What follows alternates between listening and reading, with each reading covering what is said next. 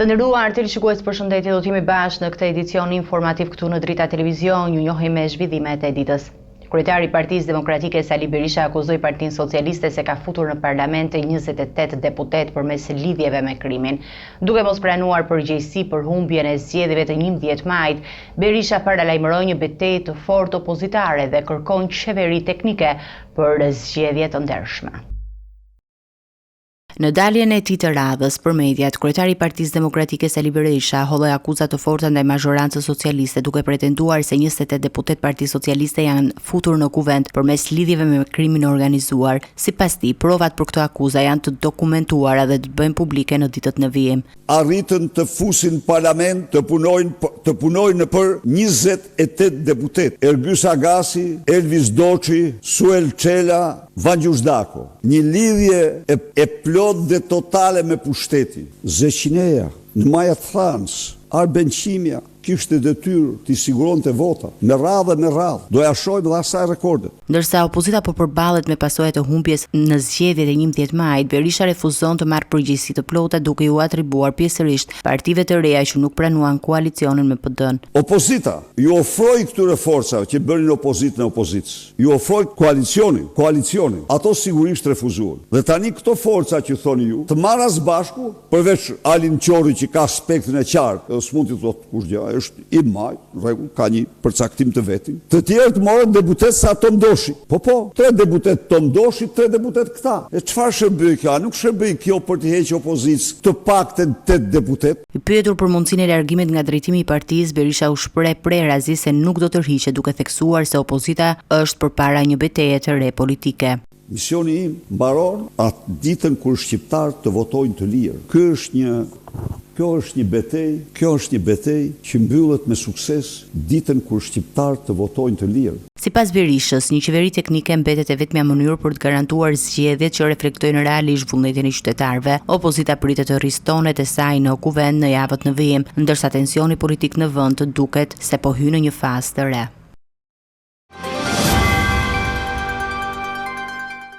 Një operacion kontrolli i policisë në Peqin ka zbuluar materiale të dyshuara si të falsifikuara zgjedhore në ambientet e një lokali privat.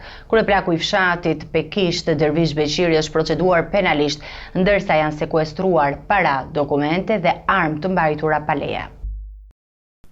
Një rast i dyshuar për manipulim të mundshëm të procesit zgjedhor është zbuluar në Peqin, ku policia ka proceduar penalisht një shtetas në cilësinë e kryeplakut të fshatit Pekisht pas zgjedhjes së fletëve të dyshuara si të falsifikuara në votime dhe materiale të tjera të ndjeshme. Në bazë të njoftimit zyrtar, kontrollet u ushtruan në ambientet e një lokali në pronësi të Dervish Beqirit, pas marrjes së sinjalizimit se aty mund të ndodheshin materiale zgjedhore të falsifikuara. Gjatë kontrollit, uniformat blu sekuestruan 10 fletë të paplotësuara të ngjashme me ato të votimit, të cilat dyshohet se janë të falsifikuara. Gjithashtu Beqirit u gjet dhe u sekuestrua një listë me të dhënat e zgjedhësve, si dhe një portofol me 280.000 lekë të gatshme, për të cilat dyshohet se ishin të lidhura me veprimtaritë palishme zgjedhore. Hetimet u zgjeruan edhe në banesën e kryeplakut, ku u sekuestrua një armë gjahu, pushk e vjetër trofe dhe një pistolet sportive zhurmuese, të cilat mbaheshin pa leje. Materialet janë dërguar për ekspertizë dhe analizë më tejshme.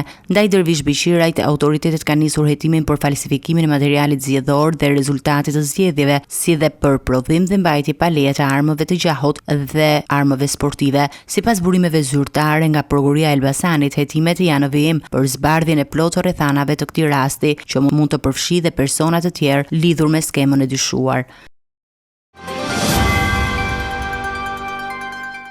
Nga nisër qarkullimi drejt Bregdetit të Jugut bëhet më i lehtë dhe më i shpejt. Tuneli i Llogaras, më i gjatë në Shqipëri, hapet për automjetet duke reduktuar ndjeshëm kohën e udhëtimit dhe duke dhënë shtys sezonit të ri turistik. Kalimet do të jenë pa pagesë deri në datë 15 shtator, ndërsa mjetet e tonazhit të rënd nuk do të lejohen.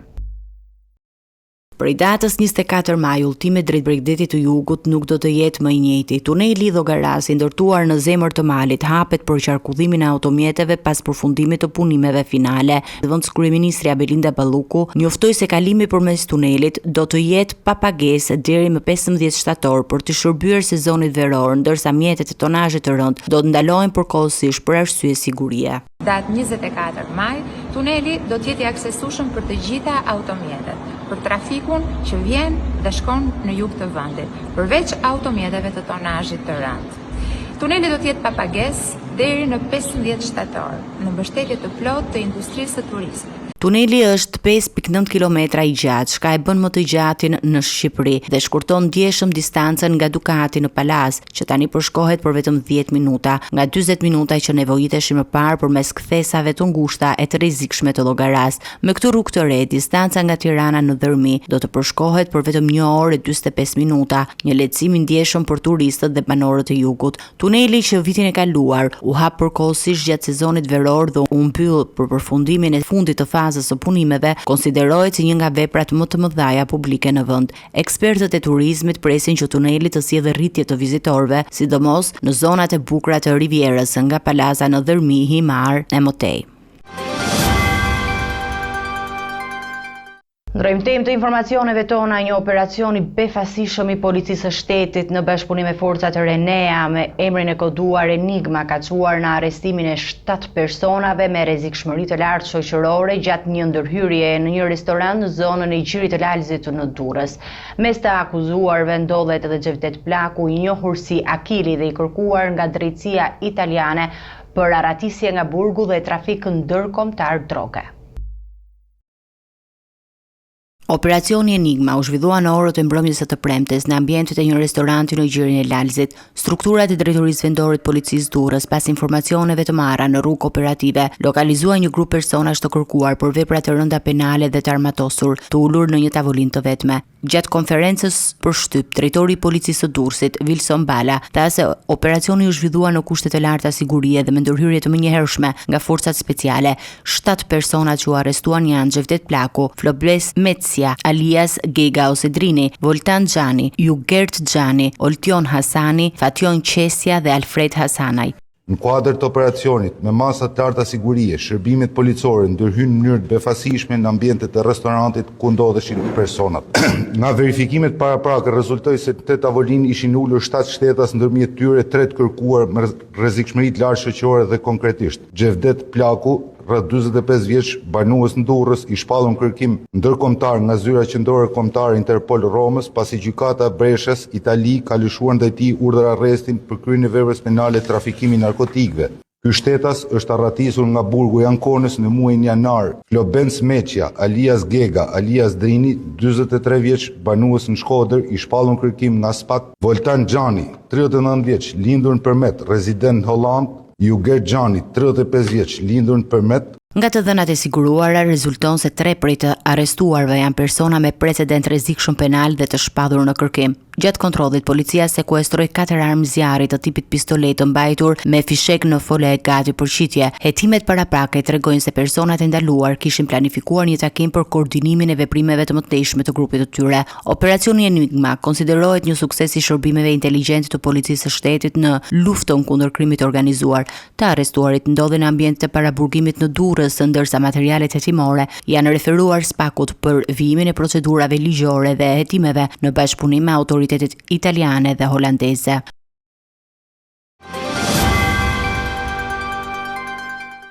Një nga personat me rrezikshmëri të lartë të botës së krimit, Xhevdet Plaku, është vënë në prangat e policisë së shtetit gjatë një operacioni të befasishëm në një restorant në Gjirin e Lalzit, i kërkuar nga drejtësia italiane dhe me një të kaluar kriminale në disa shtete. Plaku arrestua ndërsa darkonte me 6 persona të tjerë, të gjithë të ndaluar. Në një nga resortet Buzdetit në zonën turistike të Gjirit të Lalzit, forcat speciale Renea dhe policia e shtetit ndërhyn me shpejtësi dhe saktësi. Objektivi i këtij operacioni ishte Xhevdet Plaku, 45 vjeç, një emër i njohur për drejtsinë shqiptare dhe ndërkombëtare. Xhevdet Plaku, i cili kishte ndruar 20 identitete gjatë viteve, konsiderohet një figurë qendrore e krimit të organizuar në Europë. Ai është identifikuar si drejtuesi një grupi ndërkombëtar droge që vepronte në Shqipëri, Itali dhe Holand. Një dosje drejtësisë ai rezultoni dyshuar për përfshirje në 2 vrasje vrasje për trafik ndërkombëtar të lëndëve narkotike, si dhe ka qenë objekt i 5 atentateve të mirëfillta, nga të cilat ka shpëtuar. Prej janarit të këtij viti, plaku ishte në kërkim ndërkombëtar pasi ishte arratisur nga burgu i Anconës në Itali, ku po vuante një dënim për trafik droge. Gjykata e Brescias kishte lëshuar një urdhër arresti europian ndaj tij, duke e futur atë sërish në listën e personave më të kërkuar nga Interpoli. Ai është ekstraduar 4 herë gjatë 2 dekadave të fundit, por asnjëherë nuk ka qëndruar në një periudhë gjatë pas hekurave. Periudha më e gjatë që ka qëndruar në burg është rreth 4 vjet. Në vitin 2018, plaku ishte ndër të arrestuarit kryesor të një operacioni ndërkombëtar në Holand, ku sekuestruan 10 kilogram kokainë dhe u arrestuan 53 persona. Në momentin e ndalimit në Durrës, ai kishte me vete një armë zjarri të tipit pistolet e pajisur me fishek në fole, gati për përdorim. Forcat e policisë kontrolluan zonën dhe arrestuan dhe 6 persona që e shoqëronin, për të cilën janë ngritur dyshime mbi përfshirjen e tyre në veprimtari të palishme. Burimet nga grupi hetimor bëjnë me dije se prokuroria e posaçme kundër korrupsionit dhe krimit të organizuar ka nisur bashkëpunimin me autoritetet italiane për të përshpejtuar procedurat e ekstradimit. Xhevdet Plaku pritet të përballet me drejtsinë italiane për akuza të shumta që rëndojnë mbi të, akuza që përfshin krijimin dhe drejtimin në një organizate kriminale dhe trafikimin ndërkombëtar të lëndëve narkotike. Operacioni i arrestimit të tij konsiderohet një goditje e rëndësishme ndaj krimit të organizuar dhe një sukses i shërbimit inteligjent shqiptar në bashkëpunim me partnerët evropian. Një ngjarje e pazakontë ka ndodhur në ambientet e qendrës spitalore universitare Nën Tereza në Tiranë, ku një 42 vjeçar dyshohet se ka sulmuar një mjeke me një armë lodër dhe më pas është përplasur me policinë në tentativë për t'u larguar. Rreth orës 9 të mëngjesit të sotëm, një shtetas 42 vjeçar identifikuar si EV ka shkaktuar panik në ambientet e QSU-s në Tiranë, pasi ka hyrë në spital dhe ka qelluar me një pistolet lodër në drejtim të një mjekeje. Mjeti i përdorur funksiononte me gogla plastike, por veprimi i tij ka rrezikuar seriozisht sigurinë e qytetarëve dhe personelit mjekësor. Menjëherë pas sulmit, autori është larguar me automjetin e tij, por është ndjekur nga patrullat e policisë. Gjatë ndjekjes, ai ka përplasur 3 automjete të shërbimit të rendit, duke lënduar lehtë 2 efektiv të policisë rrugore. Forcat e rendit kanë ndërhyrë me shpejtësi dhe kanë mundur të ndalojnë autorin pa incidente të tjera të rënda. Ai u shoqëruar në komisariat për hetimet më tejshme, ndërsa pistoleta lodër është sekuestruar në vendngjarje si provë materiale. Dyshohet se 42 vjeçari mund të vuajë nga problemet e shëndetit mendor, ndërsa pritet vlerësimi mjekësor dhe hetimi plot i rastit. Policia greke ka arrestuar Mikel Selima, 26 vjeç, nga Vlora, i dyshuar si autori i vrasjes së Altina Rapaj, të trupi të cilit u gjet disa ditë më parë në një vresh në zonën e Rafinës. Arrestimi u krye në një apartament të marrë me qira në Greqi pas një denoncimi nga pronari i banesës. Një tjetër krim me autor shqiptar ka tronditur opinionin publik në Greqi. Mikel Selima, i 46 vjeç, është vënë pranga nga autoritetet greke i dyshuar për vrasjen e bashkombasit të tij, Altina Raba, i 41 vjeç, i cili u gjeti pa jetë në një vresh në periferi të Rafinës pranë Athinës. Sipas burimeve zyrtare të policisë greke, arrestimi i Selimait u bë mundur fal një telefonate të bërë nga pronari i apartamentit ku ai qëndronte, i shqetësuar se qiramarrësit nuk ishin dhënë shenja jete gjatë gjithë ditës. Pasi policia tentoi të hynte në apartament dhe u asistua nga një teknik për të hapur derën, Selima u gjet brenda dhe u ndalua pa rezistencë. Hetimet për këtë ngjarje nisën menjëherë pas zbulimit të trupit të pajetë Altina Rapajt. Sipas raportimeve, viktima kishte arritur të telefononte gruan e tij pak para se të humbiste jetën. Në bisedën e fundit ai kishte thënë: "Më qelloi Keli, më ndihmo, kërko dhe më gjej." Përmes analizës së të dhënave celulare, policia arriti të lokalizojë si aparatin e viktimës ashtu edhe vendodhjen e trupit, i cili u gjeti braktisur në një zonë të pyllëzuar me vreshta. Dyshimet janë se autori e ka transportuar trupin atje pas krimit. Sipas hetimeve, Selimaj, Arabaj dhe 2 shqiptar të tjerë, të cilët janë aktualisht në kërkim, ishin parë së bashku në plazhin e Lucës dhe më pas u larguan me makinën në autorit të dyshuar. Ata kishin bërë një ndalesë në një zonë rurale ku ka ndodhur një konflikt me Selimajt dhe viktimës, që dyshohet të ketë përfunduar me të shtëna me armë zjarri. Të 2 personat, viktima dhe autori i dyshuar, rezultojnë me precedent penal për trafik droge dhe hetuesi dyshojnë se një mosmarrveshje për pazare të prishura mund të jetë motivi kryesor i vrasjes. Policia greke ka sekuestruar automjetin e përdorur nga autori, si dhe disa prova të tjera që mund të ndihmojnë në zbardhjen e plotë të kësaj ngjarjeje të rëndë. Ndërkohë, kërkimet vijojnë për 2 persona të tjerë shqiptar që ishin pjesë e grupit. Ngjarja tragjike që ka prekur thellë opinionin në Itali dhe Shqipëri ka marrë tashmë një tjetër rrjedh. Vrasja e studentes shqiptare Ilaria Sula nga ish i dashuri i saj Mark Samson duket se ka pasur si motiv një mashtrim të zbuluar që nxorri në dritë një krizë personale të autorit. Hetimet e fundit tregojnë se ngjarja nuk ishte vetëm akt dhune, por edhe pasojë e një rrëzimi psikologjik identitar.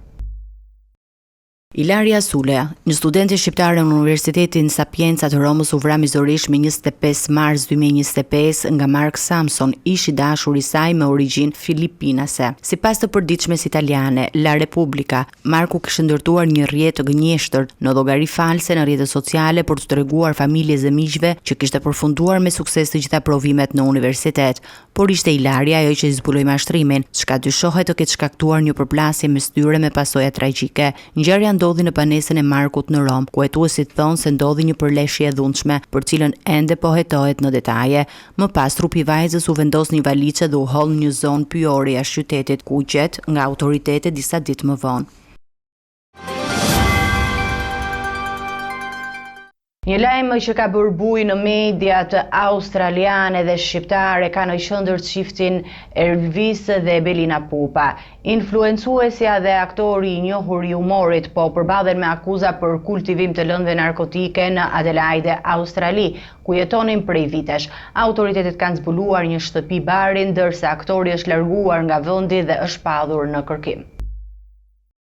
Një shtëpi bari në Adelaide ka nxjerrë në dritë akuza të rënda për çiftin shqiptar Elvis dhe Belina Pupa. Mediat australiane raportojnë se në pronën e tyre janë gjetur struktura të përshtatshme për kultivim të kanabisit, ndërsa çështja tashmë ndodhet në duart e drejtësisë. Belina Pupa, e njohur si influencuese dhe terapiste në rrjetet sociale, është paraqitur në gjykatë ku ndaj saj rëndojnë akuza për kultivim të një sasie të madhe kanabisi dhe ndërhyrje të paligjshme në rrjetin elektrik, një praktikë e përdorur shpesh për të shmangur gjurmimin e serave të drogës. Ndërkohë Elvis Pupa, një nga figurat më të njohura të humorit shqiptar, thuhet se është larguar nga Australia dhe është padhur në kërkim nga autoritetet vendase. Një influencuese në rrjetet sociale dhe partneri i saj, aktor humori, janë në qendër të një skandali droge në Adelaide, shkruajnë mediat australiane. Sipas raportimeve, çifti kishte promovuar jetë të qetë në Australi në rrjetet sociale, ku në një video të publikuar një vit më para të shfaqeshin në kopshtin e shtëpisë duke mbyll bim nën përshkrimin terapia më e mirë për pastrimin e mendjes nga zhurmat televizive.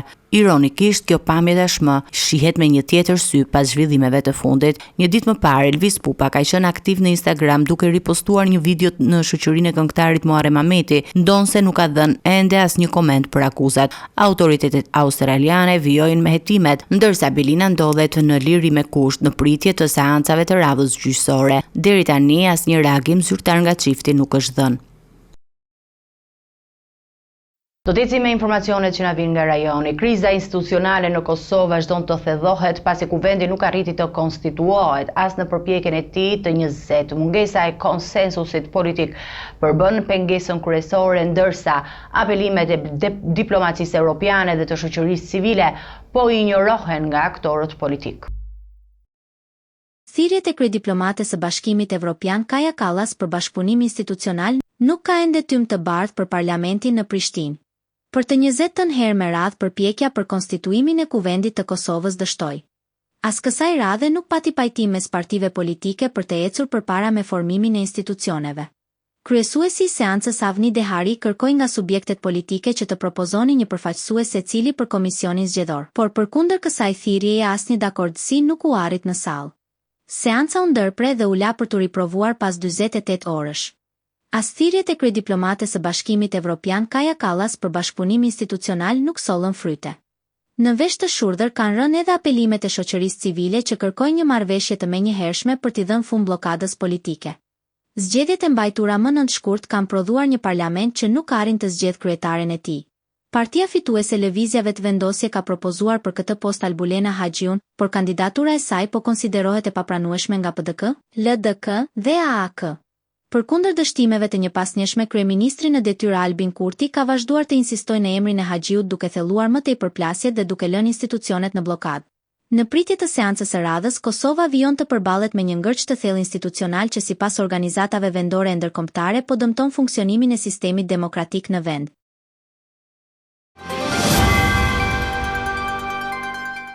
Kryeministri i Kosovës Albin Kurti gjatë një darke pune me përfaqësuesen e lartë të Bashkimit Evropian për punën e jashtme Kaja Kallas ka kërkuar heqjen e masave të vendosura ndaj Kosovës. Në qendër të bisedimeve ishin marrëdhëniet Kosovë-Bashkimi Evropian, reformat europiane dhe dialogu me Serbinë. Në një takim pune të zhvilluar me shefën e diplomacisë evropiane, Kaja Kallas, kryeministri Albin Kurti ka kërkuar heqjen e plotë të masave, ndëshkuese që Bashkimi Evropian ka vendosur ndaj Kosovës. Kreu i qeverisë në Prishtinë theksoi se Kosova ka bërë përparime të rëndësishme në reformat e brendshme dhe në përputhje me politikën e jashtme të Bashkimit Evropian, duke e cilësuar vendin si demokracinë më të avancuar në Ballkanin Perëndimor. Në darkën e punës është diskutuar gjithashtu për planin e rritjes, agjendën e reformave europiane dhe zhvillimet pasgjedhore në vend. Kurti theksoi domosdoshmërinë për formimin e institucioneve të reja të legjislaturës së nëntë, ndërsa në qendër të vëmendjes ishte edhe procesi i dialogut me Serbinë. Ai përsëriti kërkesën për zbatimin e plotë të marrëveshjes bazike dhe aneksit të saj, ndërsa kërkoi që Serbia të mbahet përgjegjëse për sulmin e armatosur në Banjis, ku përfshin struktura paramilitare dhe ku kryesor u identifikua Milan Radojčić. Në fund të takimit, Kurti ngriti edhe shqetësimet për shkeljen e të drejtave të shqiptarëve në Preshev, Medvegji dhe Bujanoc, duke i kërkuar Bashkimit Evropian që të reagojë me masa konkrete ndaj politikave diskriminuese të Serbisë në luginën e Preshevës. Do të ecim me zhvillimet nga bota. Pas vrasjes së 2 diplomatëve izraelit në Washington dhe për shkallëzimit të krizës humanitare në rripin e Gazës, Bashkimi Evropian po shqyrton marrëveshjen e asociimit me Izraelin, ndërsa mbështetja politike për Tel Avivin brenda bllokut po venitet të ndjeshëm. Politika e qeverisë Netanyahu po kritikohet afshpër nga shtetet anëtare dhe organizatat ndërkombëtare. Tensioni në marrëdhëniet mes Bashkimit Evropian dhe Izraelit ka arritur një tjetër kulm.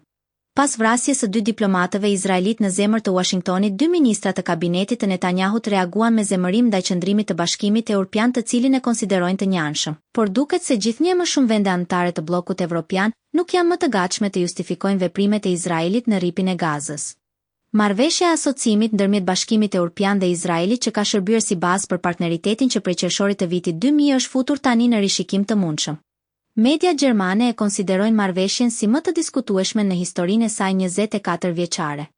Shkak për këtë është bërë situata dramatike humanitare në Gaza dhe politika e bllokadës që vijon të aplikojë qeveria izraelite. Këtë qëndrime ka ndarë pothuajse 2/3 e vendeve anëtare të Bashkimit Evropian, sipas Kallas, pas një debati të përshkruar si shumë intensiv mes ministrave të jashtëm të Unionit. Një tjetër zë kritik ka qenë ai i ministrit të jashtëm holandez Caspar Veldkamp, i cili ka kërkuar publikisht rishikimin e marrëveshjes së asociimit. Ai ka vënë theksin te mungesa e respektimit të drejtave të njeriut nga Izraeli, një nga komponentët bazë të marrëveshjes. Në thelb, marrëveshja i jep Izraelit akses të gjerë në tregun evropian dhe në programet e Bashkimit Evropian. Por në kushtet e tanishme, gjithnjë më shumë vende kërkojnë që kjo marrëdhënie të kushtëzohet me respektimin e të drejtave të njeriut. Për Tel Avivin një lëvizje e tillë do të ishte një goditje e rëndë politike dhe ekonomike. Por për Brukselin ajo përfaqëson një qëndrim të nevojshëm ndaj një krize që ka tejkaluar çdo kufi humanitar dhe diplomatik. Kryeministri izraelit Benjamin Netanyahu ka nisur një sulm të drejtë për drejtë verbal ndaj udhëheqësve të Britanisë, Francës dhe Kanadas, duke i akuzuar se qëndrojnë në anën e vrasësve masiv dhe se po ushin dobësi ndaj Hamasit në një klim gjithnjë e më të tensionuar diplomatike. Pas sulmit të armatosur ndaj stafit të ambasadës izraelite në Washington, kryeministri i Izraelit Benjamin Netanyahu ka akuzuar disa nga aleatët më të afërt të Izraelit për siç u shpreh ai mbështetje të tërthort ndaj Hamasit. Në një deklaratë të fortë, Netanyahu përmendi me emra kryeministrin britanik Keir Starmer, presidentin francez Emmanuel Macron dhe kryeministrin kanadez Mark Carney, duke akuzuar se po përkrajnë vrasës masiv, përdhunues dhe rrëmbyes. Netanyahu reagoi ashpër ndaj deklaratave të këtyre vendeve, të cilat ndonëse kanë shprehur mbështetje për sigurinë e Izraelit, kanë dënuar ashpër operacionet e fundit ushtarake në Gaza për shkak të numrit të madh të viktimave civile dhe përkeqësimit të krizës humanitare. Nga ana tjetër, Londra, Parisi dhe Ottawa kanë përsëritur dënimin e tyre për sulmin në Washington, duke cilësuar antisemitizmin si një kërcënim të papranueshëm, por kanë bërë thirrje për vetëpërmbajtje dhe respektim të ligjit ndërkombëtar në Gaza. Përplasja e re diplomatike vjen në një moment ku marrëdhëniet mes Izraelit dhe partnerëve perëndimor ndodhen në një pikë kritike mes presionit për një armpushim dhe shqetësimeve për të drejtat e njeriut në territorin palestinez. Presidenti Amerikan Donald Trump ka rikthyer retorikën e ashpër tregtare ndaj Bashkimit Evropian duke paralajmëruar një tarifë doganore prej 50% për produktet europiane që nga 1 qershori. Në një tjetër kërcënim, ai paralajmëron edhe vendosjen e një takse prej 25% për iPhone-ot që prodhohen jashtë Shteteve të Bashkuara.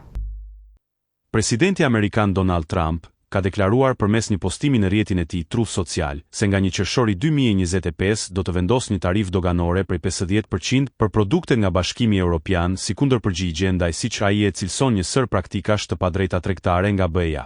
Donald Trump, barriera tregtare, taksat e TVSH-s, penalizimet e padrejta ndaj korporatave amerikane dhe manipulimet monetare kanë sjellë një deficit tregtar të papranueshëm për mbi $250 miliardë në vit. Diskutimet me Bashkimin Evropian nuk po çojnë askund. Prandaj po rekomandoj tarifën 50%.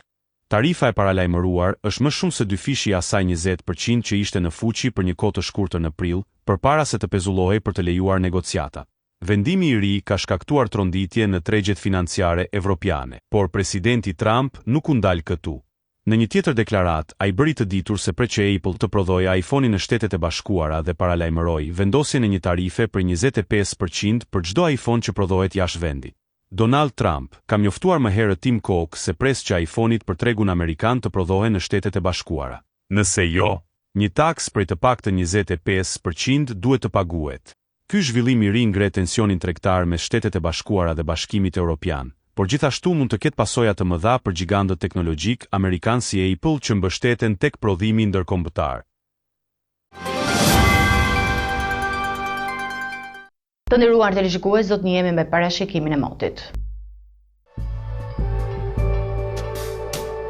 Territori shqiptar për datën 24 maj do të ndikohet nga kushte atmosferike të paqëndrueshme, me alternime kthjellimesh dhe vranësirash.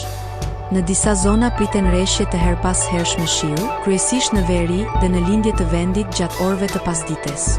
Temperatura minimale pritet të zbresë deri në 15 gradë Celsius, ndërsa ajo maksimale pritet të arrijë deri në 24 gradë Celsius në zonat e ulta perëndimore. Era do të fryejë lehtë deri mesatare nga drejtimi veriperëndimor me shpejtësi 5 deri në 10 metër për sekond, ndërsa në zonat bregdetare mund të arrijë deri në 13 metër për sekond. Deti parashikohet me dallgëzim të ulët nga 2 deri në 3 ballë. Temperaturat minimale dhe maksimale për disa nga qytetet kryesore të Shqipërisë do të jenë si më poshtë. Shkodër 17 deri në 24 gradë Celsius. Kukës 15 deri në 23 gradë. Peshkopi 14 deri në 21 gradë Celsius. Tiranë 15 deri në 24 gradë. Durrës 16 deri në 24 gradë. Kavaj 15 deri në 23 gradë. Elbasan 16 deri në 24 gradë Celsius. Berat 16 deri në 25 gradë. Korç 13 deri në 20 gradë. Vlorë 17 deri në 24 gradë Celsius. Gjirokastër 16 deri në 24 gradë. Sarand 17 deri në 23 gradë Celsius. Territori i Kosovës për datën 24 maj do të karakterizohet nga mot pjesërisht i paqëndrueshëm, me kthjellime dhe vranësira kalimtare. Në disa zona kodrinore, priten rreshje të izoluara shiu gjatë pasdites. Temperatura minimale do të zbresë deri në 7 gradë Celsius, ndërsa ajo maksimale do të arrijë deri në 14 gradë Celsius. Era do të fryejë lehtë nga drejtimi verior me shpejtësi 4 deri në 9 metër për sekond dhe në disa zona kodrinore deri në 11 metër për sekond. Temperaturat minimale dhe maksimale për disa nga qytetet kryesore të Kosovës do të jenë si më poshtë. Mitrovica 8 deri në 13 gradë Celsius. Podujev 7 deri në 12 gradë. Skënderaj 7 deri në 12 gradë Celsius. Pej 8 deri në 14 gradë. Prishtinë, 7 deri në 14 gradë Celsius. Gjakov, 9 deri në 14 gradë. Malishev, 8 deri në 13 gradë. Gjilan, 7 deri në 13 gradë. Ferizaj, 7 deri në 13 gradë Celsius. Kaçanik, 8 deri në 12 gradë Celsius. Suharek, 9 deri në 13 gradë. Prizren, 9 deri në 14 gradë Celsius. Ishte gjithçka e përgatitur në këtë edicion informativ. Ju faleminderit për vëmendjen tuaj. Bashkë të takohemi në edicione të tjera. Deri atëherë, miru takofshim.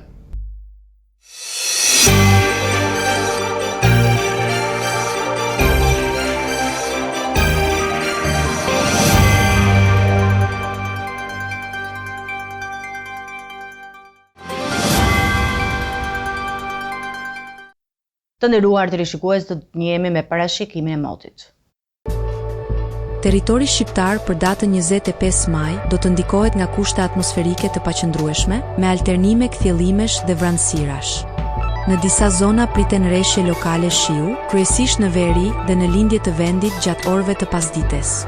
Temperatura minimale pritet të zbresë deri në 9 gradë Celsius, ndërsa ajo maksimale pritet të arrijë deri në 25 gradë Celsius në zonat e ulta perëndimore dhe jugore.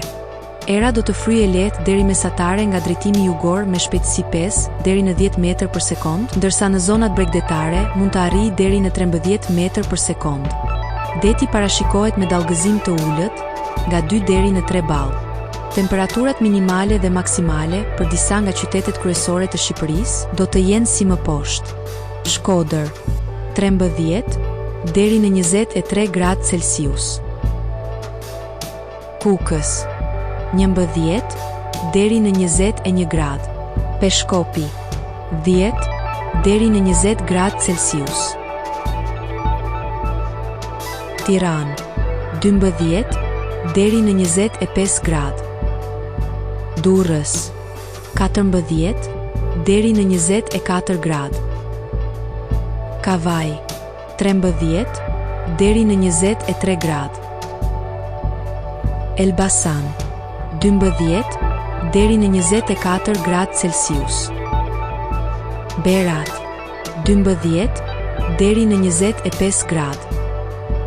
Korç, 9 deri në 19 gradë. Vlorë, 14 deri në 23 gradë Celsius. Gjirokastër, 13 deri në 24 gradë. Sarand, 15 deri në 24 gradë Celsius.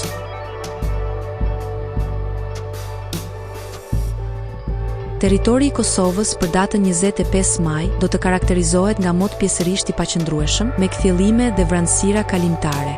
Në disa zona kodrinore priten rreshje të izoluara shiu gjatë pasdites. Temperatura minimale do të zbresë deri në 7 gradë Celsius, ndërsa ajo maksimale do të arrijë deri në 16 gradë Celsius.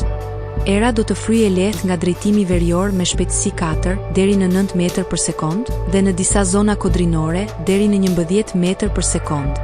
Temperaturat minimale dhe maksimale për disa nga qytetet kryesore të Kosovës do të jenë si më poshtë. Mitrovica, 7 deri në 15 gradë Celsius. Podujev, 7 deri në 14 gradë. Skënderaj, 7 deri në 14 gradë Celsius. Pej, 8 deri në 16 gradë. Prishtinë, 7 deri në 15 gradë Celsius. Gjakov, 8 deri në 16 gradë. Malishev, 8 deri në 15 gradë. Gjilan, 7 deri në 15 gradë.